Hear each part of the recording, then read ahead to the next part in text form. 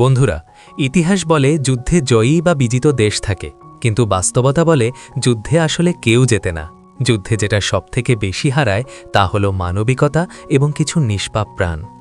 আজ আমি আপনাদের সামনে এমন একটি মুভির গল্প নিয়ে এসেছি যেটিকে ওয়ার্ল্ড সিনেমার ইতিহাসে অন্যতম সেরা এবং হৃদয় বিদারক সিনেমা হিসেবে গণ্য করা হয়। মুভিটির নাম গ্রেভ অফ দ্য ফায়ারফ্লাইজ।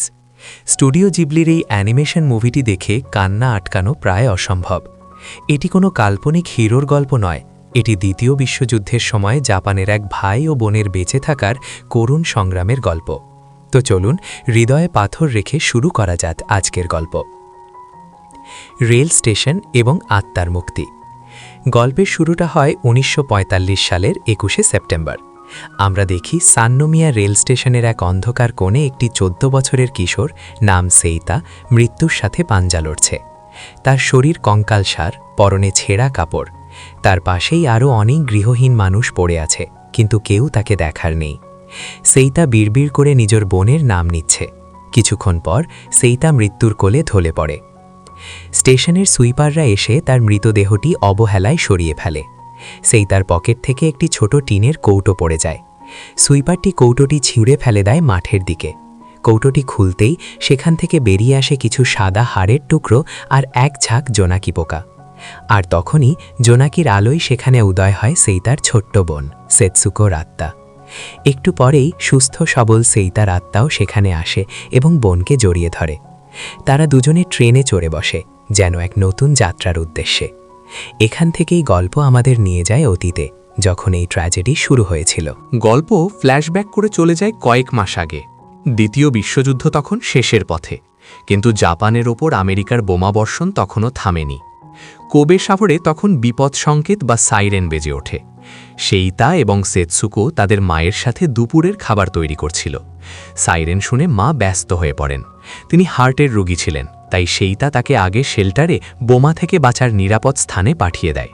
সেইতা বলে, মা তুমি যাও, আমি সেতসুকোকে নিয়ে আসছি। সেইতা বাড়ির উঠোনে গর্ত করে কিছু জরুরি খাবার যেমন চাল, ডাল মাটির নিচে লুকিয়ে রাখে, যাতে পরে বিপদ কেটে গেলে খাওয়া যায়। এরপর সে তার 4 বছরের ছোট্ট বোন সেতসুকোকে পিঠে বেঁধে নেয়। সেতসুকো তার পুতুলটি নিতে চায় না, বলে পুতুল হারিয়ে যাবে। সেইতা তাকে আশ্বস্ত করে। তারা যখন রাস্তায় বের হয় তখন আকাশ থেকে আগুনের বৃষ্টির মতো বোমা বা ইনসেন্ডিয়ারি বম পড়তে শুরু করে। পুরো পাড়া দাউ দাউ করে জ্বলছে। সেইতা আগুনের মধ্য দিয়ে দৌড়াতে থাকে। সেতসুকো ভয়ে দাদার পিঠে মুখ গুজে থাকে। সেইতা তাকে বলে, ভয় পেও না, আমরা মায়ের কাছে যাচ্ছি। কিন্তু ভিড়ের মধ্যে এবং আগুনের কারণে তারা মায়ের নির্ধারিত শেল্টারে পৌঁছাতে পারে না। তারা সমুদ্রের ধারের একটি নিরাপদ স্থানে আশ্রয় নেয়। বোমাবর্ষণ থামলে সেইতা দেখে তাদের পুরো শহর পুড়ে ছাই হয়ে গেছে। তাদের বাড়িটি আর নেই। তারা একটি স্কুলে যায় যেখানে আহতদের চিকিৎসা দেওয়া হচ্ছিল। সেইতা ভাবে মা নিশ্চয়ই এখানে আছে। সে সেতসুকোকে পরিচিত এক প্রতিবেশীর কাছে রেখে মায়ের খোঁজ করতে যায়। স্কুলের এক ঘরে ডাক্তাররা সেইতাকে নিয়ে যায়। সেখানে গিয়ে সেইতা যা দেখে তা দেখার জন্য সে প্রস্তুত ছিল না। তার মায়ের শরীর বোমার আগুনে ঝলসে গেছে, পুরো শরীর ব্যান্ডেজে মোড়া, চেনার কোনো উপায় নেই। মা কথা বলতে পারছেন না, শুধু যন্ত্রণায় গোঙাচ্ছেন। সেইতা বুঝতে পারে মা আর বাঁচবে না, কিন্তু সে কেঁদে ভেঙে পড়ে না, কারণ তাকে এখন শক্ত হতে হবে সেতুসুকোর জন্য। সেইতা ফিরে এসে সেতুসুকোকে মিথ্যা বলে। সে বলে, মা অসুস্থ, অন্য হাসপাতালে আছে, আমরা পরে দেখা করব। সেতুসুকোকে শান্ত রাখতে সেইতা পকেট থেকে সেই টিনের ফলের লজেন্সের পৌটো ফ্রুট ড্রপস বের করে দেয়। সেতুসুকো লজেন্স পেয়ে সাময়িক খুশি হয়। মায়ের মৃত্যুর খবর গোপন রেখে সেইতা সেতুসুকোকে নিয়ে তাদের এক দূর সম্পর্কের খালার বা ফুপুর বাড়িতে আশ্রয় নেয়। কিছুদিন পর সেইতা গোপনে গিয়ে মায়ের শেষকৃত্য সম্পন্ন করে আসে এবং মায়ের অস্থির কিছু অংশ সেই ফলের লজেন্সের কৌটোতে লুকিয়ে রাখে। শুরুতে খালা তাদের ভালোই আপ্যায়ন করেন। সেইতা তার লুকিয়ে রাখা খাবারগুলো এনে খালার হাতে তুলে দেয়। খালা খুশি হন, কিন্তু দিন যত যেতে থাকে খালার ব্যবহার পাল্টাতে থাকে। যুদ্ধের সময় খাবারে টান পড়েছিল। খালা নিজের সন্তান এবং স্বামীর পাতে ভালো খাবারগুলো তুলে দিতেন, আর সেইতা ও সেতুসুকোকে দিতেন শুধু ভাতের মার বা ঝোল। সেইতা এবং সেতুসুকোর বাবা ছিলেন নেভি অফিসার। তারা এতদিন জানত বাবা যুদ্ধে আছেন এবং একদিন ফিরে আসবেন। খালা প্রায়ই খোঁটা দিয়ে বলতেন, তোমরা দেশের জন্য কিছু করছো না, শুধু বসে বসে খাচ্ছ। তোমাদের বাবা হয়তো মরে গেছে, আর তোমরা এখানে বোঝা হয়ে আছো। একদিন খালা সেই তাকে বলেন, তোমার মায়ের ওই দামি কিমোনো, জাপানি পোশাকগুলো রেখে লাভ নেই, ওগুলো বিক্রি করে চাল কিনি। সেই তা রাজি হয়, কিন্তু সেতসুকো যখন দেখে মায়ের কাপড় নিয়ে যাওয়া হচ্ছে, সে কান্নায় ভেঙে পড়ে। কাপড় বিক্রির বিনিময়ে চাল আসে।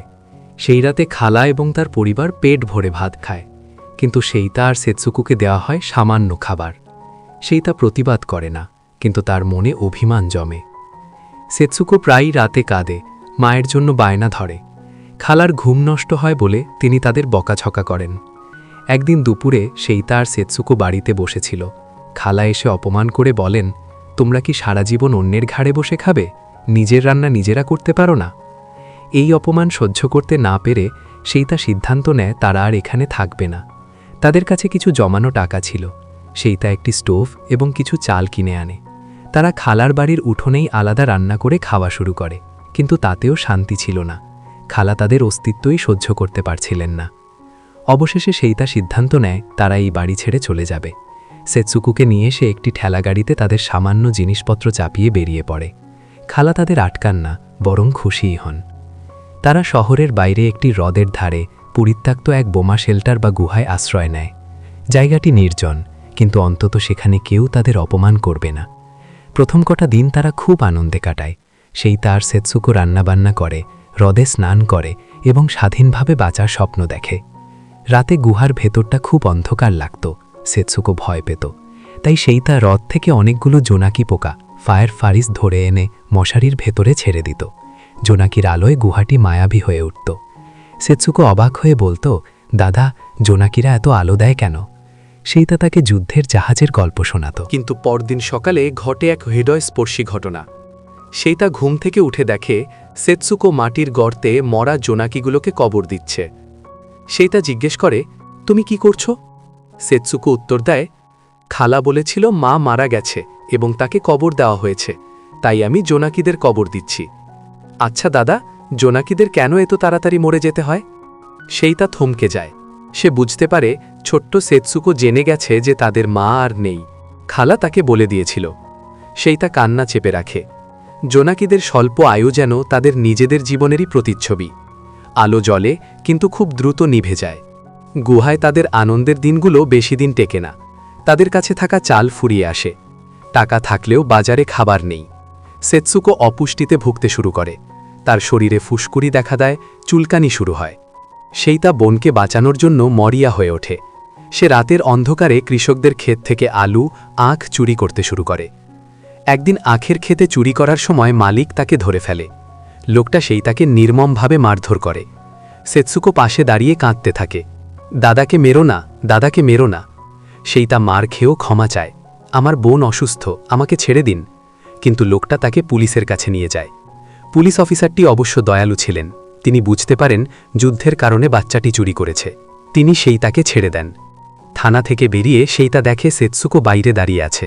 সেতসুকো দাদাকে জড়িয়ে ধরে বলে, তোমার খুব লেগেছে তাই না? বোনের এই ভালোবাসা দেখে সেইতা অঝরে কাঁদতে থাকে। সে প্রতিজ্ঞা করে যেভাবেই হোক বোনকে খাওয়াবে। পরিস্থিতি আরও খারাপ হয়।